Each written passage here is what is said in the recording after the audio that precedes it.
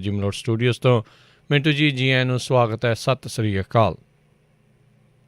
ਸ਼ੁਕਰੀਆ ਜੀ ਸਾਰਿਆਂ ਨੂੰ। ਸਾਡੇ ਅੱਜ ਦੇ ਪ੍ਰੋਗਰਾਮ ਖਬਰ ਤੇ ਨਜ਼ਰ ਉਸ ਨੂੰ ਸਪਾਂਸਰ ਕਰਦੇ ਨੇ ਖਾਲਸਾ ਇੰਸ਼ੋਰੈਂਸ ਏਜੰਸੀ ਵਾਲੇ, ਜਿਨ੍ਹਾਂ ਦੇ ਕੋਲੋਂ ਤੁਸੀਂ ਹਰ ਇੱਕ ਤਰੀਕੇ ਦੀ ਇੰਸ਼ੋਰੈਂਸ ਕਰਵਾ ਸਕਦੇ ਹੋ। ਇਸ ਮੌਕੇ covered California health insurance, Obama care ਦੀਆਂ ਰੀਨਿਊਅਲਸ ਅਤੇ ਨਵੀਆਂ ਐਪਲੀਕੇਸ਼ਨਸ ਦੀਆਂ ਤਰੀਕਾਂ ਦਾ ਸਮਾਂ ਆ ਚੁੱਕਾ ਹੈ। ਅੱਜ ਹੀ ਇਸ ਦੇ ਬਾਰੇ ਤੁਸੀਂ ਇਹਨਾਂ ਦੇ ਨਾਲ ਸੰਪਰਕ ਕਰ ਸਕਦੇ ਹੋ। ਪੂਰੇ ਕੈਲੀਫੋਰਨੀਆ ਦੇ ਵਿੱਚ ਇਹ ਕਵਰਡ ਕੈਲੀਫੋਰਨੀਆ ਦਾ ਕੰਮ ਕਰਦੇ ਨੇ। ਕਾਲ ਕਰੋ ਖਾਲਸਾ ਇੰਸ਼ੋਰੈਂਸ ਏਜੰਸੀ 4082722500 ਦੇ ਉੱਤੇ। ਇਸ ਦੇ ਨਾਲ Krishan Dhanota Yuba City, Gurdeep Singh Virdi GN tyre and lube ਵਾਲੇ, ਜਿਨ੍ਹਾਂ ਦੇ ਕੋਲੋਂ ਤੁਸੀਂ ਟਰੱਕ ਵਾਸ਼, ਏਅਰ ਬ੍ਰੇਕ ਦਾ ਕੰਮ, ਆਇਲ ਚੇਂਜ ਦਾ ਕੰਮ ਕਰਵਾ ਸਕਦੇ ਹੋ। ਨਵੇਂ ਪੁਰਾਣੇ ਟਾਇਰ ਵਾਜਿਬ ਕੀਮਤਾਂ 'ਤੇ ਖਰੀਦ ਸਕਦੇ ਹੋ। ਸੈਂਟਰਨੈਲਾ ਮਡੇਰਾ 'ਚ ਲੋਕੇਸ਼ਨ ਨੇ। ਕਾਲ ਕਰ ਸਕਦੇ ਹੋ Nimma Sahota 209-277-0113। West Coast truck driving school Fresno ਵਾਲੇ, ਜਿਹੜੇ ਕਿ ਤੁਹਾਨੂੰ ਟਰੱਕ ਦਾ ਲਾਇਸੈਂਸ ਵਧੀਆ ਸਿਖਲਾਈ ਦੇ ਕੇ ਘੱਟ ਸਮੇਂ ਦੇ ਵਿੱਚ ਲੈਣ 'ਚ ਸਹਾਇਤਾ ਕਰਦੇ ਨੇ। ਕਾਲ ਅਜੀਤ ਅਟਵਾਲ 559-374-4541। ਸੁੱਚਾ ਸਿੰਘ, ਜਸਕਰਨ ਸਿੰਘ, ਗੁਰਪ੍ਰਤਾਪ ਸਿੰਘ ਫਰੈਜ਼ਨੋ, ਪਰਮਜੀਤ ਕੌਰ ਰੰਗੀ ਵੈਕਾਵਿਲ, ਬਲਜਿੰਦਰ ਸਿੰਘ ਨਿੱਜਰ ਵੁੱਡਲੈਂਡ। ਇਹਨਾਂ ਸਾਰਿਆਂ ਦਾ ਧੰਨਵਾਦ। ਜੇਕਰ ਤੁਸੀਂ ਜਾਂ ਕੋਈ ਹੋਰ ਕਾਰੋਬਾਰ ਇਸ ਪ੍ਰੋਗਰਾਮ ਨੂੰ ਸਪਾਂਸਰ ਕਰਨਾ ਚਾਹੁੰਦੇ ਹੋ, ਸੰਪਰਕ ਕਰ ਸਕਦੇ ਹੋ ਨੰਬਰ 4087227698 ਦੇ ਉੱਤੇ। ਮਿੰਟੂ ਜੀ, ਗੱਲਬਾਤ ਦਾ ਸਿਲਸਿਲਾ ਸ਼ੁਰੂ ਕਰਦੇ ਹਾਂ। ਦਿੱਲੀ ਵਿੱਚ ਕਿਸਾਨਾਂ ਦੇ ਨਾਲ ਹੋਈ ਮੀਟਿੰਗ ਬੇਸਿੱਟਾ। ਹਾਂਜੀ ਬਿਲਕੁਲ, ਇਹ ਇੱਕ ਬਹੁਤ ਵੱਡਾ ਝਟਕਾ ਹੈ। ਜੇ ਆਪਾਂ ਕਹੀਏ ਤਾਂ ਇਸ ਵੇਲੇ ਸਭ ਤੋਂ ਵੱਡੀ ਖਬਰ ਹੈ। ਸੋਸ਼ਲ ਮੀਡੀਆ ਤੇ ਵੀ ਬਹੁਤ ਜ਼ਿਆਦਾ ਟ੍ਰੈਂਡ ਹੈ। ਤਾਂ ਜਿਹੜੀ ਉਮੀਦ ਲਾਈ ਜਾ ਰਹੀ ਸੀਗੀ ਕਿ ਦੇਖੋ ਜੀ ਗੱਲਬਾਤ ਜਿਹੜੀ ਆ ਉਹ ਕੁਛ ਹੋ ਸਕਦਾ ਕਿ ਇੱਕ ਦੋ ਪੜਾਅ ਹੋਰ ਚੱਲੇ, ਪਰ ਇੱਥੇ ਤੇ ਗੱਲਬਾਤ ਜਿਹੜੀ ਚੱਲਦੇ ਸਾਰ ਹੀ ਖਤਮ ਹੋ ਗਈ। ਸਿੱਟਾ ਤੇ ਹੈ ਹੀ ਹੈ ਜੀ। ਹਾਲ ਦੀ ਘੜੀ ਤੁਸੀਂ ਇਹ ਆਖ ਸਕਦੇ ਹੋ ਕਿ ਗੱਲਬਾਤ ਟੁੱਟ ਗਈ ਆ। ਮਤਲਬ ਕਿ ਜੋ ਦਿੱਲੀ ਤੇ ਪੰਜਾਬ ਦੀ ਗੱਲਬਾਤ ਚੱਲਣ ਦਾ ਆਸਾਰ ਬਣ ਰਿਹਾ ਸੀਗਾ, ਉਹਦਾ ਇੱਕ ਮੁੱਢ ਵੱਜਾ ਸੀ, ਪੜੋਲ ਵੱਜਾ ਸੀਗਾ, ਤਾਂ ਉਹ ਇੱਕ ਵਾਰੀ ਗੱਲਬਾਤ ਖਤਮ ਹੋ ਚੁੱਕੀ ਆ ਬਿਲਕੁਲ।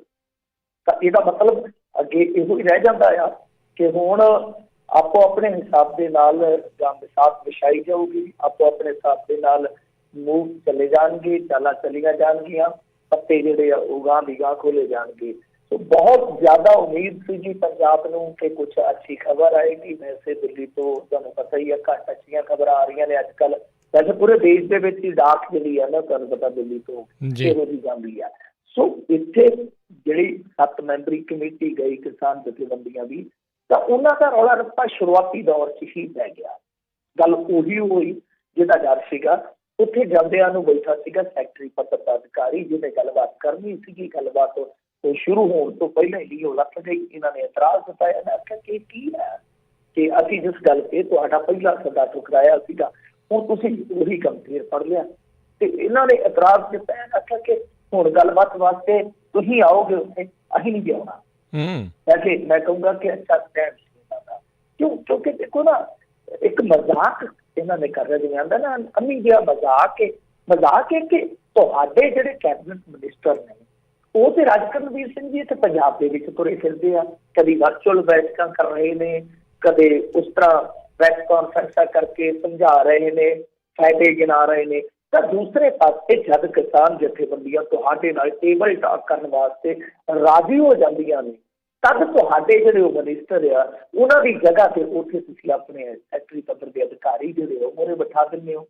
ਤੇ ਫਿਰ ਕੋਈ ਠੋਸ ਕੰਕਰੀਟ ਕੋਈ ਫੈਸਲਾ ਨਹੀਂ ਲਿਆ ਜਾ ਸਕਦਾ, ਕੋਈ ਗੱਲਬਾਤ ਦਾ ਭਰੋਸਾ ਨਹੀਂ ਦਿੱਤਾ ਜਾ ਸਕਦਾ, ਤਾਂ ਗੱਲਬਾਤ ਅਧੂਰੀ ਰਹੇਗੀ। ਤਾਂ ਹੁਣ ਇਹਨਾਂ ਦਾ ਜਿਹੜਾ ਰੁਖ ਰਿਹਾ, ਜਿਹੜੇ 7 ਮੈਂਬਰ ਸੀ, ਕਾਫੀ ਗੁੱਸੇ ਵਾਲਾ ਸੀਗਾ। ਬਾਹਰ ਆ ਗਏ, ਇਹਨਾਂ ਨੇ ਕਾਪੀਆਂ ਵੀ ਸਾੜੀਆਂ ਇਸ ਕਾਨੂੰਨ ਦੀਆਂ, ਔਰ ਜਿਵੇਂ ਮੈਂ ਤੁਹਾਨੂੰ ਆਖਿਆ ਕਿਸੇ ਦੇ ਤੌਰ ਤੇ ਚਟਾ ਕੇ ਆ ਗਏ ਕਿ ਚਲੋ ਕੋਈ ਗੱਲ ਨਹੀਂ, ਹੁਣ ਭੱਜਦਿਆਂ ਨੂੰ ਬਾਹਰ ਜਿਹੜੇ ਆ ਕੋਈ ਇੱਕੋ ਜਿਹੇ ਨਹੀਂ ਆ। ਤਾਂ ਇੱਥੋਂ ਜੇ ਆਪਾਂ ਦੇਖੀਏ, ਇੱਧਰੋਂ ਕਾਫੀ ਜ਼ਿਆਦਾ ਸਖਤ ਰਿਐਕਸ਼ਨ ਵੀ ਆਏ ਆ। ਜਿਹੜੇ ਰਿਐਕਸ਼ਨ ਆ ਉਹਦੇ ਵਿੱਚ ਸੁਖਬੀਰ ਸਿੰਘ ਬਾਦਲ ਨੇ ਆਖਿਆ ਕਿ ਕਿਸਾਨਾਂ ਦੀ ਪਿੱਠ 'ਚ ਛੁਰਾ ਖੋਭਿਆ ਗਿਆ। ਫਿਰ ਇਸ ਤੋਂ ਇਲਾਵਾ ਬੀਬਾ ਹਰਸਿਮਰਤ ਕੌਰ ਬਾਦਲ ਉਹ ਕਹਿੰਦੇ ਕਿ ਕਿਸਾਨਾਂ ਨਾਲ ਸਲੂਕ ਨੇ ਕੇਂਦਰ ਸਰਕਾਰ ਦੀ ਨੀਤੀ ਅਤੇ ਨੀਅਤ ਸ਼ੀਸ਼ੇ ਵਾਂਗੂ ਸਾਫ਼ ਕਰ ਦਿੱਤੀ ਆ। ਸੁਖਦੇਵ ਸਿੰਘ ਢੀਂਡਸਾ ਕਹਿੰਦੇ ਕਿ ਮੇਰਾ ਤੇ ਦਿਲ ਹੀ ਬਹਿ ਗਿਆ, ਦਿਲ ਹੀ ਟੁੱਟ ਗਿਆ ਟੁੱਟੇ ਦਿਲ ਜੁੜਦੇ ਨਹੀਂ, ਅੜੀਏ ਤੋੜੀ ਨਾ, ਉਹ ਇੱਕ ਗਾਣਾ ਸੀਗਾ ਨਾ, ਜੀ ਜਿਵੇਂ ਉਹ ਕਹਿੰਦੇ ਕਿ ਕਿਸਾਨ ਅਤੇ ਸਰਕਾਰਾਂ ਵਿਚਾਲੇ ਗੱਲਬਾਤ ਦੇਖਣਾ ਅਤੀ ਮੰਦਭਾਗਾ ਹੈ। ਦਿਲ ਇਹਨਾਂ ਦਾ ਟੁੱਟ ਗਿਆ ਇਸ ਝਟਕੇ ਤੋਂ ਬਾਅਦ। ਫਿਰ ਇਸ ਤੋਂ ਇਲਾਵਾ ਜੇ ਆਪਾਂ ਦੇਖੀਏ ਤਾਂ ਰਾਜੇਵਾਲ ਨੇ ਇੱਕ ਕਾਫੀ ਕਰੜਾ ਪ੍ਰਤੀਕਰਮ ਦਿੱਤਾ। ਉਹ ਕਹਿੰਦੀ ਹੈ ਕਿ ਜੇਕਰ ਪੰਜਾਬ ਦੇ ਹਾਲਾਤ ਖਰਾਬ ਹੋਏ ਤਾਂ ਕੌਣ ਜ਼ਿੰਮੇਵਾਰ ਹੋਏਗਾ। ਤਾਂ ਖੇਤੀ ਸਕੱਤਰ ਉਹਨਾਂ ਨੇ ਸਿੱਧੇ ਤੌਰ ਤੇ ਪੁੱਛਿਆ ਕਿ ਜੀ ਤੁਸੀਂ ਤੇ ਭਾਈ ਅਧਿਕਾਰੀ ਹੋ, ਜੇ ਕੱਲ ਨੂੰ ਕੋਈ ਗੱਲਬਾਤ ਵਿਗੜ ਜਾਂਦੀ ਆ, ਸਾਡੇ ਲੋਕ ਰੋਹ ਦੇ ਵਿੱਚ ਬੈਠੇ ਆ, ਸਾਡੀਆਂ ਬੀਬੀਆਂ ਬੈਠੀਆਂ ਨੇ, ਸਾਡੇ ਬੱਚੇ ਬੈਠੇ ਆ, ਸਾਡੇ ਬਜ਼ੁਰਗ ਬੈਠੇ ਆ, ਕਦ ਤੱਕ? ਤੇ ਜੇ ਕੋਈ ਕੱਲ ਨੂੰ ਹਾਲਾਤ ਨਾਸਾਜ਼ ਹੁੰਦੇ ਆ ਤਾਂ ਫਿਰ ਜ਼ਿੰਮੇਵਾਰ ਕੌਣ ਹੋਏਗਾ? ਤੇ ਇਸ ਤੋਂ ਬਾਅਦ ਹੁਣ ਅਗਲੀ ਜਿਹੜੀ ਰਣਨੀਤੀ ਆ ਉਹ ਉਲੀਕੀ ਜਾਏਗੀ ਭਲਕੇ, ਕਿਉਂਕਿ ਇਹਨਾਂ ਦੀ ਮੀਟਿੰਗ ਜਿਹੜੀ ਆ ਉਹ ਨਿਸ਼ਚਿਤ ਆ, ਪਹਿਲਾਂ ਹੀ ਤੈਅ ਆ ਕਿ 15 ਅਕਤੂਬਰ ਨੂੰ ਇਹਨਾਂ ਨੇ ਬੈਠਣਾ ਵਾ। ਉਸ ਤੋਂ ਬਾਅਦ ਫਿਰ ਅਗਲੀ ਰੂਪ ਰੇਖਾ ਉਲੀਕਣਗੇ ਕਿ ਕਿਸ ਤਰ੍ਹਾਂ ਦਾ ਐਕਸ਼ਨ ਹੈ ਜਿਹੜਾ ਉਹ ਕਿਸ ਰੰਗ ਢੰਗ ਦੇ ਵਿੱਚ ਚਲਾਉਣਾ ਹੈ। ਤਾਂ ਮੈਂ ਸਮਝਦਾ ਕਿ ਦੇਖੋ ਜੋ ਫਾਰਮੈਲਿਟੀ ਕੀਤੀ ਗਈ ਹੈ, ਕਿਉਂਕਿ ਮੈਂ ਇਹਨੂੰ ਫਾਰਮੈਲਿਟੀ ਇਸ ਕਰਕੇ ਕਹਿਣਾ, ਜੀ ਜੇ ਗੰਭੀਰਤਾ ਹੁੰਦੀ ਸਰਕਾਰ ਦੇ ਵਿੱਚ, ਜੇ ਗੰਭੀਰਤਾ ਹੁੰਦੀ ਤਾਂ ਇਸ ਤਰ੍ਹਾਂ ਦਾ ਮਜ਼ਾਕ ਨਹੀਂ ਕਰਦੇ, ਕਿਉਂਕਿ ਇੱਕ ਮੌਕਾ ਸੀਗਾ ਜਦ ਤੁਸੀਂ ਬਹੁਤ ਕਲੀਅਰਲੀ ਆਪਣਾ ਸਮਝਾ ਸਕਦੇ ਸੀਗੇ ਪੱਖ ਕੇ ਦੇਖੋ ਜੀ ਕਿਸਾਨ ਦੇ ਪੱਖ 'ਚ ਇਹ ਆ, ਤੇ ਬਹੁਤ ਕਲੀਅਰਲੀ ਤੁਹਾਨੂੰ ਅੱਗਿਓਂ ਸਮਝਾਇਆ ਜਾ ਸਕਦਾ ਸੀਗਾ ਕਿ ਦੇਖੋ ਜੀ ਇਹਨਾਂ ਚੀਜ਼ਾਂ ਦੇ ਵਿੱਚ ਆਹ ਰਿਫਾਰਮਸ ਨੇ, ਪਰ ਆਹ ਚੀਜ਼ਾਂ ਜਿਹੜੀਆਂ ਉਹ ਕਿਸਾਨ ਵਿਰੋਧੀ ਜਾਂਦੀਆਂ ਨੇ। ਤਾਂ ਫਿਰ ਉੱਥੋਂ ਅਗਾਂਹ ਸੋਚਦਾ ਜਾਂ ਇਸ ਮਾਮਲੇ ਦੇ ਵਿੱਚ ਕਿਸੇ ਹੋਰ ਪੱਖ ਤੋਂ ਅਗਾਂਹ ਕੰਮ ਨੇਪਰੇ ਚਾੜਨ ਦਾ ਰਸਤਾ ਖੁੱਲਦਾ ਸੀਗਾ। ਤਾਂ ਰਸਤਾ ਬਣਨ ਤੋਂ ਪਹਿਲਾਂ ਹੀ ਰਸਤਾ ਬੰਦ ਹੋ ਗਿਆ ਇੱਕ ਵਾਰੀ। ਅੱਗੇ ਦੇਖੋ ਕੀ ਬਣਦਾ। ਹੁਣ ਭਰ ਕੇ ਇਹ ਬੈਠਣਗੀਆਂ ਜਥੇਬੰਦੀਆਂ, ਵਿਚਾਰਨਗੀਆਂ ਕਿ ਕਿਸ ਤਰ੍ਹਾਂ ਸੰਘਰਸ਼ ਚੱਲੂ। ਮੇਰੇ ਖਿਆਲ ਦੇ ਨਾਲ ਗੇਮ ਜਿਹੜੀ ਆ ਉਹ ਕਸੂਤੀ ਫਸ ਗਈ ਆ। ਜੀ ਜੀ ਬਿਲਕੁਲ। ਅਤੇ ਮਿੰਟੂ ਜੀ ਤੁਸੀਂ ਵੀ ਇੱਕ ਜਿਹੜੇ ਰੋਸ ਪ੍ਰਦਰਸ਼ਨ ਸੀਗਾ ਉੱਥੇ ਤੁਸੀਂ ਗਏ ਸੀਗੇ, ਕੀ ਗੱਲਬਾਤ ਉੱਥੇ ਹੋਈ, ਕਿੱਦਾਂ ਦਾ ਸੀਗਾ ਉੱਥੇ ਦਾ ਮਾਹੌਲ? ਹਾਂਜੀ ਦੇਖੋ, ਮੈਂ ਜਿੱਥੇ ਗਿਆ ਸੀਗਾ ਉੱਥੋਂ ਥੋੜ੍ਹੀ ਦੂਰ ਹੀ ਪਾਕਿਸਤਾਨ ਦਾ ਬਾਰਡਰ ਆ, ਅਤੇ ਉੱਥੇ ਜਾ ਕੇ ਦੇਖਿਆ ਕਿ ਉਸ ਏਰੀਏ ਦੇ ਵਿੱਚ ਵੀ ਜਵਾਨਾਂ 'ਚ ਬੜਾ ਉਤਸ਼ਾਹ ਹੈ। ਸਿੰਗਰ ਜਿਹੜੇ ਆ ਰਹੇ ਆ, ਅੱਛੀ ਜਿਹੜੀ ਗੱਲ ਵੇਖਣ ਵਾਲੀ ਆ ਕਿ ਸਿੰਗਰ ਇਸ ਤਰ੍ਹਾਂ ਬੋਲ ਰਹੇ ਨੇ ਜਿਸ ਤਰ੍ਹਾਂ ਇੰਟਲੈਕਚੁਅਲ ਕੋਈ ਬੋਲਦਾ, ਬੁੱਧੀਜੀਵੀ ਬੋਲਦਾ। ਪੂਰੀਆਂ ਸਟੱਡੀਆਂ ਨੇ ਅਤੇ ਇਹ ਪੂਰੇ ਤਜਰਬੇ ਨੇ। ਫਿਰ ਜੇ ਤੁਸੀਂ ਬੱਚਿਆਂ ਨੂੰ ਪੁੱਛਦੇ ਹੋ ਤਾਂ ਬੱਚੇ ਬਹੁਤ ਜਾਗਰਤ ਨੇ। ਇਹ ਸਾਰੀਆਂ ਚੀਜ਼ਾਂ ਚੱਲ ਰਹੀਆਂ ਨੇ। ਹਾਂ, ਚਿੰਤਾ ਜ਼ਰੂਰ ਆ। ਹਰੇਕ ਬੰਦਾ ਇਹੀ ਸਵਾਲ ਪੁੱਛਦਾ ਕਿ ਤੁਹਾਡੇ ਨਜ਼ਰੀਏ ਦੇ ਮੁਤਾਬਕ ਕੀ ਹੋਏਗਾ, ਨਰਿੰਦਰ ਮੋਦੀ ਝੁਕੇਗਾ ਜਾਂ ਨਹੀਂ ਝੁਕੇਗਾ, ਸਾਡਾ ਭਵਿੱਖ ਕਿਸ ਤਰ੍ਹਾਂ ਦਾ ਹੋਏਗਾ। ਤਾਂ ਜਦੋਂ ਇਸ ਤਰ੍ਹਾਂ ਦੀ ਚਿੰਤਾ ਹੁੰਦੀ ਹੈ, ਜਦੋਂ ਇਸ ਤਰ੍ਹਾਂ ਦਾ ਚਿੰਤਨ ਹੁੰਦਾ, ਤਾਂ ਇੱਕ ਉਹਦੇ 'ਚੋਂ ਸ਼ੁਭ ਸੰਕੇਤ ਤੇ ਨਿਕਲਦਾ ਹੈ ਨਾ ਕਿ ਤੁਹਾਡੇ ਲੋਕ ਇਹਨਾਂ ਚੀਜ਼ਾਂ ਪ੍ਰਤੀ ਅਵੇਅਰ ਹੋ ਰਹੇ ਆ, ਇਹਨਾਂ ਚੀਜ਼ਾਂ ਪ੍ਰਤੀ ਗੰਭੀਰ ਹੋ ਰਹੇ ਆ। ਸਿਆਸਤਦਾਨਾਂ ਨੂੰ ਜੇ ਦੇਖੀਏ ਤਾਂ ਬਹੁਤ ਲੱਕੋਂ ਲੈ ਰਹੇ ਆ ਕਿ ਇਹਨਾਂ ਲੋਕਾਂ ਨੇ ਖਾਸ ਤੌਰ 'ਤੇ ਜਿਹੜੀ ਸਾਡੀ ਆਪਣੀ ਲੀਡਰਸ਼ਿਪ ਸੀ, ਇਹਨਾਂ ਨੇ ਕੋਈ ਸਾਰਥਕ ਰੋਲ ਅਦਾ ਨਹੀਂ ਕੀਤਾ। ਮੈਂ ਤੇ ਇੱਕ ਬੱਚੇ ਨਾਲ ਗੱਲਬਾਤ ਕਰ ਰਿਹਾ ਸੀਗਾ 20 ਕੁ ਸਾਲ ਦਾ, ਉਹਨੇ ਬਹੁਤ ਕਲੀਅਰਲੀ ਕਿਹਾ, ਬਹੁਤ ਸਾਫ਼ ਗੋਈ ਨਾਲ ਕਿਹਾ। ਉਹ ਕਹਿੰਦੇ ਕਿ ਦੇਖੋ ਆਮ ਆਦਮੀ ਪਾਰਟੀ ਨੂੰ ਅਸੀਂ ਓਪੋਜੀਸ਼ਨ ਬਣਾਇਆ, ਪਰ ਉਹਨਾਂ ਦਾ ਰੋਲ ਵੀ ਸਾਡੀ ਆਸ ਦੇ ਮੁਤਾਬਕ ਨਹੀਂ ਰਿਹਾ। ਤਾਂ ਜੇ ਤੁਸੀਂ ਦੇਖੋਗੇ ਇੱਕ 20 ਸਾਲ ਦਾ ਬੱਚਾ ਓਪੋਜੀਸ਼ਨ ਦਾ ਰੋਲ ਵੀ ਕੈਲਕੂਲੇਟ ਕਰ ਰਿਹਾ, ਉਹਨੂੰ ਮਿਲ ਰਿਹਾ, ਉਹ ਆਪਣੇ ਮੁਤਾਬਕ ਉਹਨੂੰ ਨੰਬਰ ਦੇ ਰਿਹਾ ਹੈ, ਤਾਂ ਇਹਦਾ ਮਤਲਬ ਇਹ ਆ ਕਿ ਸਾਡੇ ਨੌਜਵਾਨ ਜਿਹੜੇ ਉਹ ਗਹੀਨਤਾ ਦੇ ਨਾਲ ਇਹਨਾਂ ਚੀਜ਼ਾਂ ਨੂੰ ਦੇਖ ਰਹੇ ਆ। ਦੇਖੋ ਅੱਗੇ ਹੋਣਾ ਕੀ ਆ ਇਹ ਤਾਂ ਕੋਈ ਕੁਛ ਨਹੀਂ ਕਹਿ ਸਕਦਾ, ਪਰ ਇਹ ਨਹੀਂ ਹੈ ਕਿ ਕੋਈ ਲੜਨ ਵੱਲੋਂ ਕੋਈ ਕਸਰ ਨਹੀਂ ਹੈ। ਲੜਨ ਵੱਲੋਂ ਤੋਂ ਭਾਵ ਇਹ ਆ ਕਿ ਜਿਸ ਤਰ੍ਹਾਂ ਸੰਘਰਸ਼ ਨੂੰ ਚਲਾਇਆ ਜਾ ਰਿਹਾ ਹੈ, ਜਿਸ ਤਰ੍ਹਾਂ ਦੀ ਇੱਕ ਸ਼ਿੱਦਤਾ ਵੇਖਣ ਨੂੰ ਮਿਲੀ ਹੈ ਕਿ ਲੰਗਰ ਪਕਾ ਰਹੇ ਆ ਨੌਜਵਾਨ। ਘਰੇ ਕਦੇ ਮੇਰੇ ਖਿਆਲ ਦੇ ਨਾਲ ਉਹਨਾਂ ਨੇ ਰੋਟੀ ਨਹੀਂ ਪਕਾਈ ਹੋਣੀ, ਕਦੇ ਰੋਟੀ ਵੇਲੀ ਵੀ ਨਹੀਂ ਹੋਣੀ। ਮਾਵਾਂ ਦੀਆਂ ਚੰਗੇਰਾਂ 'ਚੋਂ ਚੁੱਕ ਕੇ ਖਾਣ ਵਾਲੇ ਜਿਹੜੇ ਇਹ ਗੱਭਰੂ ਆ, ਉਹ ਉੱਥੇ ਆਟਾ ਗੁੰਨ ਰਹੇ ਨੇ, ਰੋਟੀਆਂ ਪਕਾ ਰਹੇ ਨੇ। ਮੈਂ ਤੇ ਇਸ ਦ੍ਰਿਸ਼ ਨੂੰ ਦੇਖ ਕੇ, ਅਦਭੁਤ ਦ੍ਰਿਸ਼ ਨੂੰ ਦੇਖ ਕੇ ਹੈਰਾਨ ਰਹਿ ਗਿਆ। ਪਹਿਲਾਂ ਇਸ ਤਰ੍ਹਾਂ ਨਹੀਂ ਸੀਗਾ। ਬਜ਼ੁਰਗਾਂ ਤੋਂ ਲੈ ਕੇ ਬੱਚੇ ਜਿਹੜੇ ਆ ਸ਼ਿਰਕਤ ਕਰ ਰਹੇ। ਜੀ ਚਲੋ ਬਹੁਤ ਵਧੀਆ, ਚੰਗਾ ਉਤਸ਼ਾਹ ਆ। ਅਤੇ ਚਰਚਾਵਾਂ ਜਿਹੜੀਆਂ ਮਿੰਟੂ ਜੀ ਰਾਸ਼ਟਰਪਤੀ ਰਾਜ ਦੇ ਲਾਗੂ ਹੋਣ ਦੀਆਂ ਵੀ ਚੱਲਣੀਆਂ ਸ਼ੁਰੂ ਹੋ ਗਈਆਂ ਆ, ਕੀ ਅਜਿਹੀ ਕੋਈ ਸੰਭਾਵਨਾ ਹੈ? ਨਹੀਂ, ਇਸ ਤਰ੍ਹਾਂ ਕਿਵੇਂ ਰਾਸ਼ਟਰਪਤੀ ਰਾਜ ਲਾਗੂ ਹੋਵੇਗਾ? ਮੈਨੂੰ ਨਹੀਂ ਲੱਗਦਾ। ਕਿਉਂ ਸਾਡੇ ਪੰਜਾਬੀ ਇਸ ਤਰ੍ਹਾਂ ਕਾਤੋਂ ਸੋਚ ਕੇ ਚੱਲ ਰਹੇ ਆ ਕਿ ਇਹ ਸੋਚ ਕੇ ਬੈਠ ਗਏ ਆ ਕਿ ਹੁਣ ਅਸੀਂ ਕੁਛ ਨਾ ਕੁਛ ਐਸਾ ਕਰਾਂਗੇ ਕਿ ਰਾਸ਼ਟਰਪਤੀ ਰਾਜ ਲੱਗ ਜੂਗਾ। ਰਾਸ਼ਟਰਪਤੀ ਰਾਜ ਤਦ ਲੱਗਦਾ ਹੈ जे कोई बहुत वड्डी इंसरजेंसी फैल जाती आ जां कोई बहुत वड्डा झटका हुंदा है। ਹੁਣ देखो जे ਆਪਾਂ देखिए तो कैप्टन सरकार ਤੋਂ ਕੋਈ उम्मीद नहीं हैगी कि कोई ऐसा स्टेप चुकणगे जिन्हां ਦੀ सरकार दरखास्त कर ਦਿੱਤੀ ਜਾਊਗੀ। हाँ कोशिश कर सकते हैं नाले समय ਦੇ ਵਿੱਚ ਜਿਵੇਂ ਕੈਪਟਨ ਅਮਰਿੰਦਰ ਸਿੰਘ ਨੇ ਅਸਤੀਫਾ ਦਿੱਤਾ ਸੀਗਾ ਤੇ ਆਖਿਆ ਸੀਗਾ ਮੈਂ SYL ਦੇ ਵਿਰੋਧ ਦੇ ਵਿੱਚ ਅਸਤੀਫਾ ਦੇਣਾ ਤੇ SYL ਦੀ ਹੁਣ ਤੱਕ ਗੱਲਬਾਤ ਆਪ ਕਰ ਰਹੇ ਨੇ ਜਾ ਕੇ ਹਰਿਆਣੇ ਦੇ ਨਾਲ ਕਿਆ ਹੱਲ ਕਰੀਏ। ਸੋ ਇਹ ਚੀਜ਼ਾਂ ਹੁੰਦੀਆਂ ਨੇ ਰਾਜਨੀਤੀ ਦੇ ਵਿੱਚ ਪਰ ਮੈਨੂੰ ਨਹੀਂ ਲੱਗਦਾ ਕਿ ਇੰਨੀ ਜਲਦੀ ਕੋਈ ਰਾਸ਼ਟਰਪਤੀ ਰਾਜ ਲੱਗ ਜੂਗਾ। ਕੋਈ ਲੱਗਦਾ ਹੀ ਨਹੀਂ ਕਾਰਨ ਇਸ ਤਰ੍ਹਾਂ ਦਾ। ਹਾਂ ਕੋਈ ਵੱਡੀ ਘਟਨਾ ਵਾਪਰਦੀ ਆ ਜਾਂ ਕੋਈ ਸਿੱਧੇ ਤੌਰ ਤੇ ਪੰਜਾਬ ਗੌਰਮੈਂਟ ਦਾ ਕੇਂਦਰ ਦੇ ਨਾਲ ਕੋਈ ਸੰਵਿਧਾਨਕ ਟਕਰਾਅ ਹੋ ਜਾਂਦਾ ਉਸ ਸਥਿਤੀ ਦੇ ਵਿੱਚ ਤਾਂ ਹੁੰਦਾ ਕਿ ਫੇਸਬੁੱਕ ਤੇ ਤੁਹਾਨੂੰ ਪਤਾ ਬਹੁਤ ਸਾਰੀਆਂ ਸਰਕਾਰਾਂ ਬਣਾ ਦਿੰਦਾ ਬਹੁਤ ਸਾਰੀਆਂ ਸਰਕਾਰਾਂ ਦੇ ਵਿੱਚ ਦੇਖ ਦਿੰਦਾ। ਜੀ ਜੀ ਬਿਲਕੁਲ। ਅਗਲੀ ਮਿੰਟ 'ਚ ਗੱਲ ਕਰੀਏ ਕਹਿੰਦੇ 19 ਅਕਤੂਬਰ ਨੂੰ ਸੱਦਿਆ ਗਿਆ ਵਿਧਾਨ ਸਭਾ ਦਾ ਵਿਸ਼ੇਸ਼ ਇਜਲਾਸ। ਹਾਂਜੀ ਇਹ ਚੀਜ਼ ਆ ਇਹ ਅੱਗੇ ਇੱਕ ਸੰਭਾਵਨਾ ਹੋ ਸਕਦੀ ਆ ਕਿ ਮੰਨ ਲਓ ਕੁਛ ਇਸ ਤਰ੍ਹਾਂ ਦਾ ਸੰਵਿਧਾਨਕ ਟਕਰਾਅ ਹੁੰਦਾ ਤਾਂ ਉਹਦੇ ਵਿੱਚ ਵੀ ਕੀ ਆ ਕਿ ਜੇ ਆਪਾਂ SYL ਦਾ ਦੇਖੀਏ ਪਾਣੀਆਂ ਦਾ ਕਾਨੂੰਨ ਇਹਨਾਂ ਨੇ ਰੱਦ ਕੀਤਾ ਸੀਗਾ ਯਾਦ ਹੈ ਨਾ ਤੁਹਾਨੂੰ ਪਾਣੀਆਂ ਦਾ ਰਾਖਾ ਨੰਬਰ 1 ਪਾਣੀਆਂ ਦਾ ਰਾਖਾ ਨੰਬਰ 2 ਹੋਇਆ ਸੀ ਉਹਨੂੰ ਚੈਲੰਜ ਹੋਇਆ ਉਹਦੀ ਜਾਇਜ਼ਤਾ ਪੁੱਛੀ ਗਈ ਰਾਸ਼ਟਰਪਤੀ ਨੂੰ ਸੁਪਰੀਮ ਕੋਰਟ ਨੇ ਮੋਹਰ ਲਾਤੀ ਖਤਮ ਹੋ ਗਈ ਤਾਂ ਉਹ ਨਹੀਂ ਸੀ ਮੰਨਿਆ ਗਿਆ ਕਿ ਤੁਸੀਂ ਦੁਵੱਲੇ ਸਮਝੌਤੇ ਜਿਹੜੇ ਆ ਉਹ ਇਕੱਲੇ ਰੱਦ ਨਹੀਂ ਜੇ ਕਰ ਸਕਦੇ। ਤਾਂ ਹੁਣ ਕੋਈ ਐਸਾ ਵਾਪਰ ਵੀ ਜਾਂਦਾ ਤਾਂ ਉਹਦੇ 'ਚ ਸਰਕਾਰ ਥੋੜ੍ਹੀ ਨਾ ਬਰਖਾਸਤ ਹੋਏਗੀ। ਮੰਨ ਲਓ ਕੁਛ ਐਸਾ ਇਹ ਮਤਾ ਪਾ ਦਿੰਦੇ ਜਾਂ ਕੋਈ ਕਾਨੂੰਨ ਲੈ ਆਉਂਦੇ ਆ ਜਿਹਦੇ ਨਾਲ ਸੰਵਿਧਾਨਕ ਇੱਕ ਟਕਰਾਅ ਪੈਦਾ ਹੁੰਦਾ ਹੈ ਤਾਂ ਉਹ ਕੀ ਅੱਗੇ ਚੈਲੰਜ ਹੋ ਜਾਏਗਾ ਉਹਨੂੰ ਤੇ ਉਸ ਤੋਂ ਬਾਅਦ ਉਹਦੀ ਵਾਜ਼ਬੀਅਤ ਜਿਹੜੀ ਹੈ ਉਹ ਜਾਂਚੀ ਜਾਊਗੀ ਕਿ ਕੀ ਇਹ ਵਾਜਬ ਹੈ ਜੋ ਇਹਨਾਂ ਦਾ ਕਦਮ ਹੈ। ਤੇ ਇੱਥੇ ਵੀ ਸਰਕਾਰ ਡਿੱਗਣ ਡਗਾਉਣ ਦਾ ਮਸਲਾ ਨਹੀਂ ਬਣਦਾ। ਹਾਂ ਕੋਈ ਬਹਾਨਾ ਮੰਨ ਲਓ ਸਰਕਾਰ ਸੋਚ ਕੇ ਚੱਲਦੀ ਆ ਕੋਈ ਘਟਨਾ ਵਾਪਰਦੀ ਹੈ ਜਾਂ ਕੋਈ ਸਰਕਾਰ ਕੁਛ ਗਲਤ ਕਰਦੀ ਹੈ ਫਿਰ ਕੁਛ ਸਟੈਪ ਚੁੱਕਿਆ ਜਾ ਸਕਦਾ। ਸੋ ਐਸਾ ਲੱਗਦਾ ਨਹੀਂ ਹੈ। ਬਾਕੀ ਇਹ ਇਜਲਾਸ ਇਹਨਾਂ ਨੇ ਸੱਦਿਆ ਇਹਨਾਂ ਤੇ ਦਬਾਅ ਬਣ ਰਿਹਾ ਸੀਗਾ ਬਹੁਤ ਜ਼ਿਆਦਾ ਕਿ ਭਾਰਤੀ ਜਨਤਾ ਪਾਰਟੀ ਦੇ ਆਗੂਆਂ ਨੂੰ ਕਿਸਾਨ ਆਗੂ ਜਿਹੜੇ ਆ ਬਾਹਰ ਨਹੀਂ ਨਿਕਲ ਦੇ ਰਹੇ ਤੇ ਆਉਣ ਵਾਲੇ ਸਮੇਂ ਦੇ ਵਿੱਚ ਫਿਰ ਸਾਡਾ ਵੀ ਵਿਚਰਨਾ ਜਿਹੜਾ ਬਹੁਤ ਔਖਾ ਹੋ ਜਾਊਗਾ। ਹੁਣ ਇਹਨਾਂ ਨੇ 19 ਨੂੰ ਇਹ ਜਿਹੜਾ ਇਜਲਾਸ ਸੱਦਿਆ ਉਹਦੀ ਰੂਪਰੇਖਾ ਕੀ ਉਲੀਕਦੇ ਆ ਉਹਦੇ ਵਿੱਚ ਕਿਸ ਤਰ੍ਹਾਂ ਦੀ ਕੋਈ ਬਹਿਸ ਹੁੰਦੀ ਆ ਕਿਸ ਤਰ੍ਹਾਂ ਦਾ ਕੋਈ ਕਾਨੂੰਨ ਬਣਾਉਂਦੇ ਨੇ ਕਿਸ ਤਰ੍ਹਾਂ ਦਾ ਕੋਈ ਮਤਾ ਲਿਆਉਂਦੇ ਨੇ ਹਾਲ ਦੀ ਘੜੀ ਆਪਾਂ ਕਿਆਸੀ ਲਾ ਸਕਦੇ ਹਾਂ।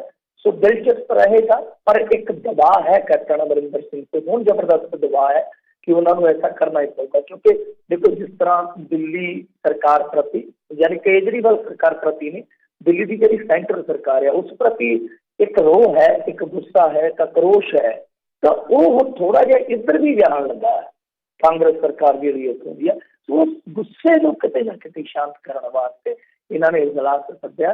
ਅਦਰਵਾਈਜ਼ ਇਹਨਾਂ ਨੇ ਵਿੱਚ ਜੇ ਕਹਿਤਾ ਸੀਗਾ ਕਿ ਅਲਟੀਮੇਟਮ ਦੀ ਮੈਂ ਪਰਵਾਹ ਹੀ ਨਹੀਂ ਕਰਦਾ ਤਾਂ ਹੁਣ ਇਹਨਾਂ ਨੇ ਇਜਲਾਸ ਸੱਦ ਕੇ ਕਿਤੇ ਨਾ ਕਿਤੇ ਉਹ ਜਿਹੜਾ ਗੁੱਸਾ ਥੋੜਾ ਸ਼ਾਂਤ ਕਰਨ ਦਾ ਯਤਨ ਕੀਤਾ। ਬਾਕੀ ਹੁਣ ਦੇਖੋ ਉਸ ਇਜਲਾਸ ਤੋਂ ਬਾਅਦ ਕਿਸ ਤਰ੍ਹਾਂ ਦੇ ਸਮੀਕਰਨ ਬਣਦੇ ਨੇ। ਜੀ ਬਿਲਕੁਲ।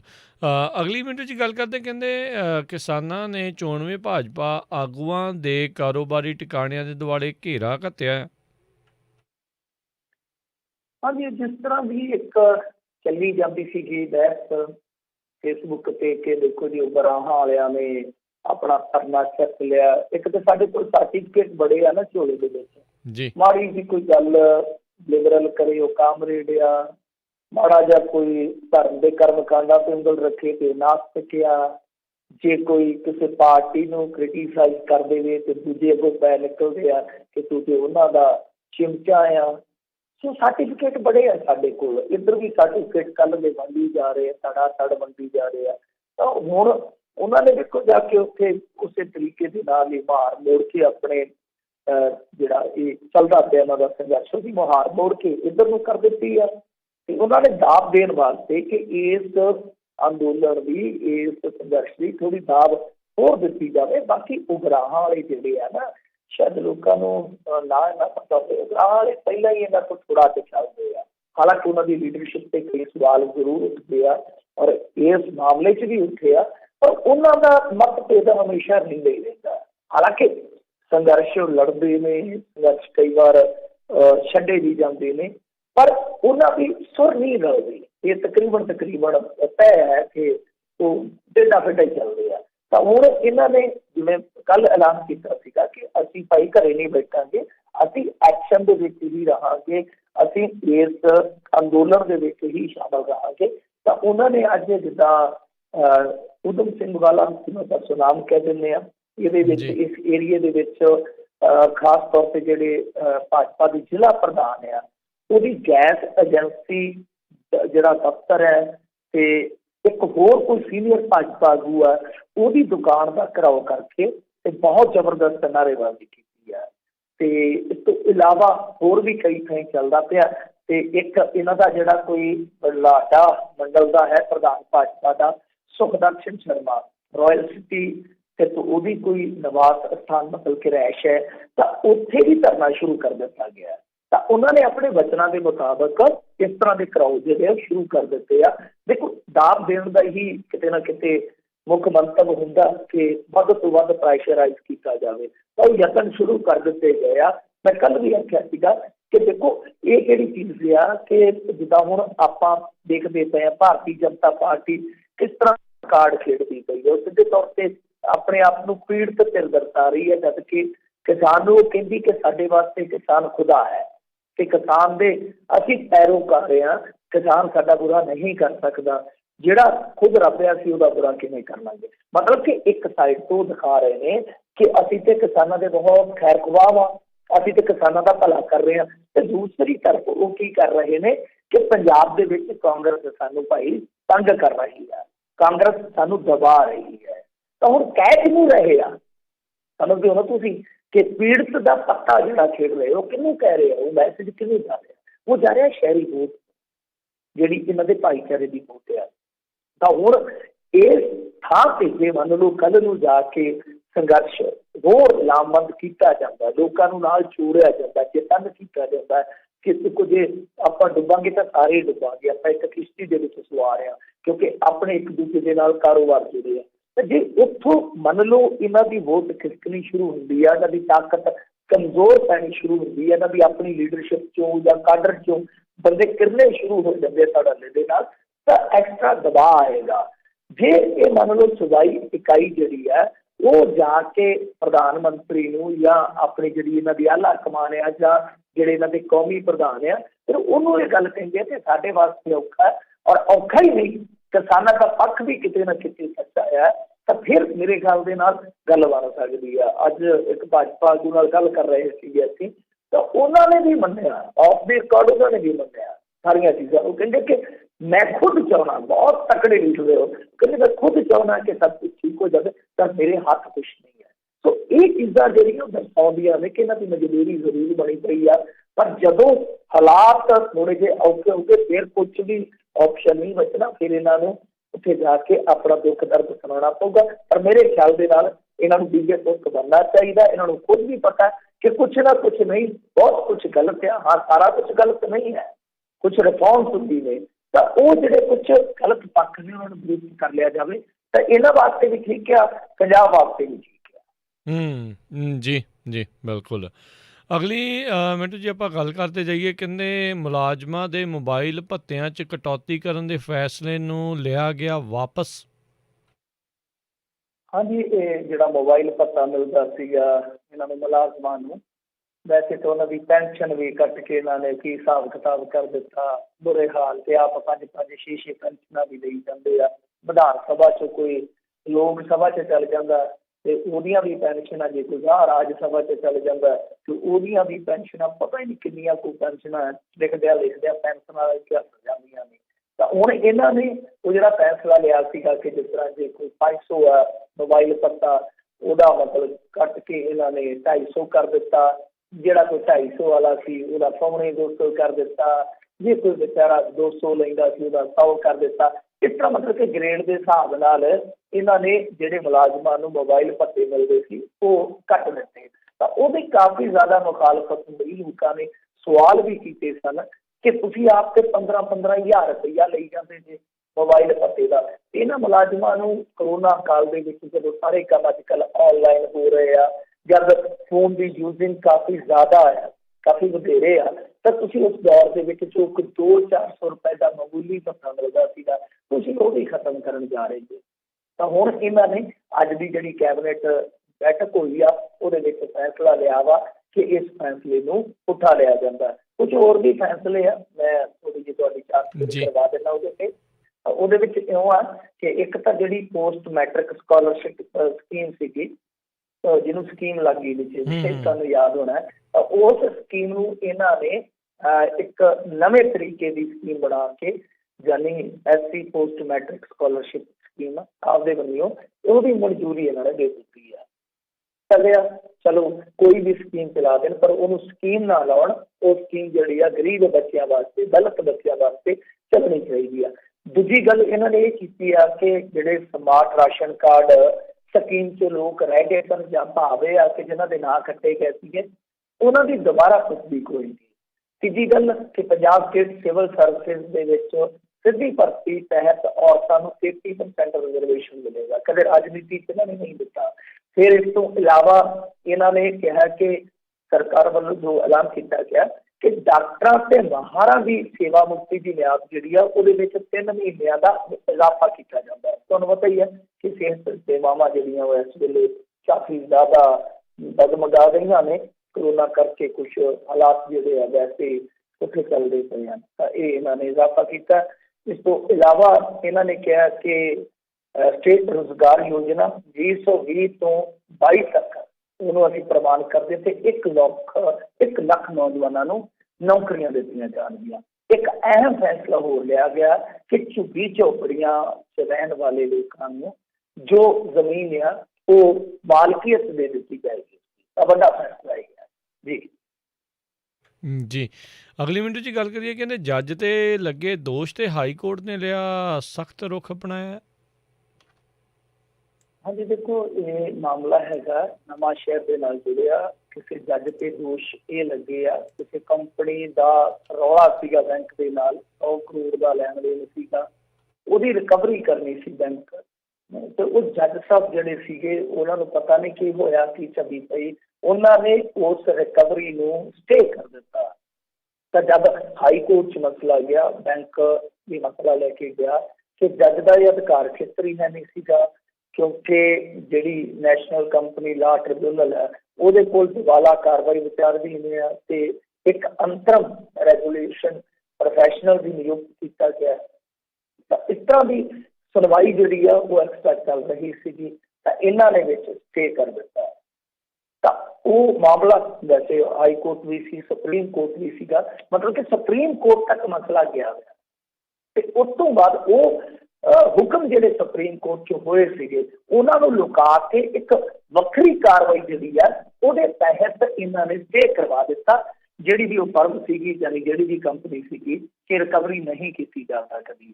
ਹਾਲਾਂਕਿ ਜਿਹੜਾ ਬੈਂਕ ਪਾਰਟੀ ਬਣਿਆ ਹਾਈ ਕੋਰਟ 'ਚ ਜਾ ਕੇ ਉਹਨਾਂ ਨੇ ਕਿਹਾ ਕਿ ਜਿਹੜੇ ਦੂਸਰੀ ਪਾਰਟੀ ਵਾਲੇ ਸੀਗੇ, ਮਤਲਬ ਕਿ ਜਿਨ੍ਹਾਂ ਤੋਂ ਰਿਕਵਰੀ ਕੀਤੀ ਜਾਣੀ ਸੀ, ਉਹ ਤਾਂ ਕਦੇ ਪੇਸ਼ ਵੀ ਨਹੀਂ ਹੋਏ। ਉਹ ਬਾਅਦ ਦੇ ਵਿੱਚ ਹਾਈ ਕੋਰਟ ਨੇ ਦੇਖਿਆ ਬਰੀਕੀ ਦੇ ਨਾਲ ਤੇ ਉਹਨਾਂ ਨੇ ਕਾਫੀ ਝਾੜਾਂ ਪਾਈਆਂ, ਫਟਕਾਰਾਂ ਪਾਈਆਂ ਕਿ ਤੁਹਾਡਾ ਬਈ ਇਹ ਜਿਹੜਾ ਦਖਲ ਸੀ ਉਹ ਬੇਲੋੜਾ। ਬੇਲੋੜਾ ਸ਼ਬਦ ਆਪਣੇ ਆਪ ਦੇ ਵਿੱਚ ਬਹੁਤ ਕੁਝ ਕਹਿੰਦਾ। ਸੋ ਇਹ ਜੁਡੀਸ਼ਰੀ ਦਾ ਇੱਕ ਤਰ੍ਹਾਂ ਨਾਲ ਕਹਿ ਲਓ ਕਿ ਇਸ ਵੇਲੇ ਨਕਾਰਾਤਮਕ ਪੱਖ ਸਾਹਮਣੇ ਆ ਰਿਹਾ। ਇੱਕ ਵਾਰੀ ਗੁਜਰਾਤ ਦੇ ਵਿੱਚੋਂ ਐਸੀ ਘਟਨਾ ਵਾਪਰੀ ਸੀਗੀ ਕਿ ਜਿੰਨੀ ਘੱਟ ਸਜ਼ਾ, ਮਤਲਬ ਕਿ ਉਸ ਧਾਰਾ ਦੇ ਤਹਿਤ ਕਿਸੇ ਤੋਂ ਸ਼ਾਇਦ ਨਸ਼ੇ ਦੀ ਰਿਕਵਰੀ ਸੀ ਕਿ 3 ਸਾਲ ਤੋਂ ਘੱਟ ਸਜ਼ਾ ਸੁਣਾਈ ਨਹੀਂ ਜਾ ਸਕਦੀ ਤੇ ਜੱਜ ਨੇ ਪਤਾ ਨਹੀਂ ਕੀ ਜਾਣਕਾਰੀ ਵੀ ਦਿਖਾਈ ਕਿ ਉਹਦੇ 'ਚ ਵੀ ਅੱਧ ਤੋੜ ਕੇ, ਮਿਨੀਮਮ 'ਚੋਂ ਵੀ ਤੋੜ ਕੇ ਸਜ਼ਾ ਸੁਣਾ ਦਿੱਤੀ। ਉਹਨਾਂ ਆਖਿਆ ਬੱਲੇ ਬੱਲੇ ਤੇਰੇ ਵਰਗਾ ਸਿਆਣਾ ਜੱਜ ਕਿਤੇ ਲੱਭਣਾ ਜਿਹਨੇ ਸੰਵਿਧਾਨ ਹੀ ਆਪਦਾ ਬਣਾ ਲਿਆ।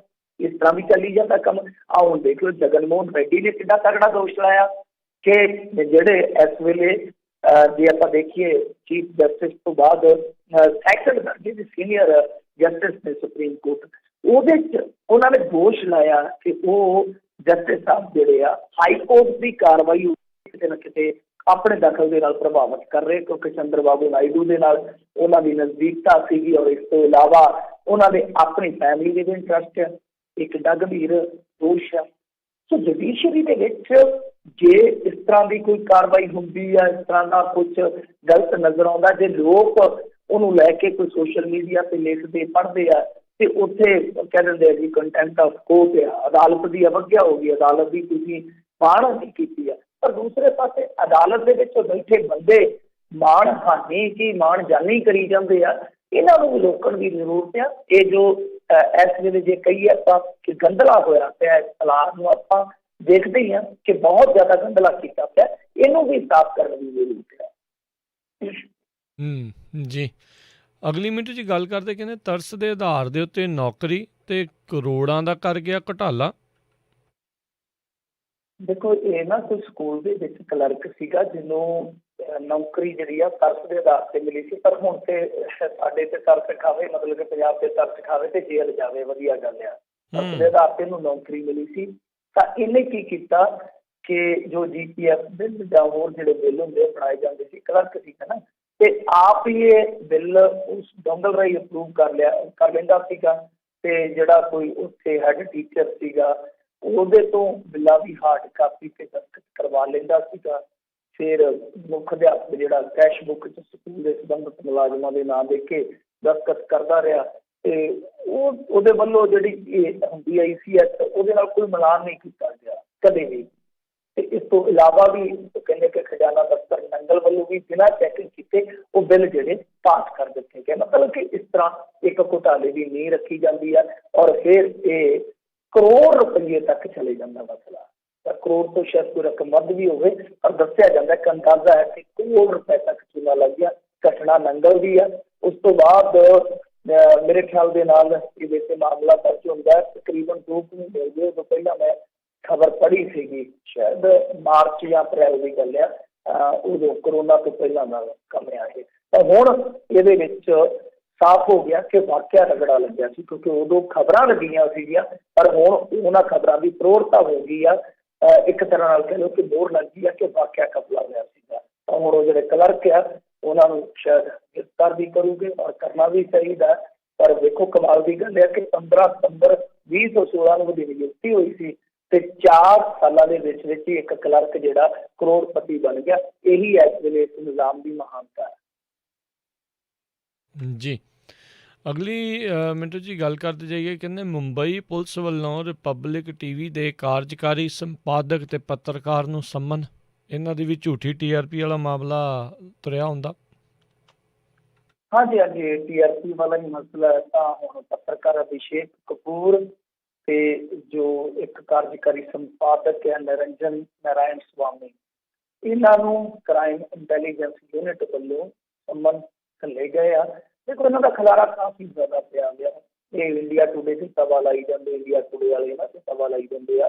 ਪਰ ਜਿਸ ਤਰ੍ਹਾਂ ਦਾ TRP ਦਾ ਖੇਡ ਆਪਾਂ ਦੇਖਿਆ ਉਸ ਤੋਂ ਬਾਅਦ ਤੇ ਇਹੀ ਨਜ਼ਰ ਆਉਂਦਾ ਕਿ ਪੱਤਰਕਾਰਤਾ ਜਿਹੜੀ ਹੈ ਉਹਨੂੰ ਤੇ ਬਤਾਓ ਕਿਹਾ ਹੀ ਜਾ ਰਿਹਾ ਸੀਗਾ ਤੇ ਇੱਥੇ ਤੇ TRP ਵੀ ਦੇਖੀ ਪਈ ਆ।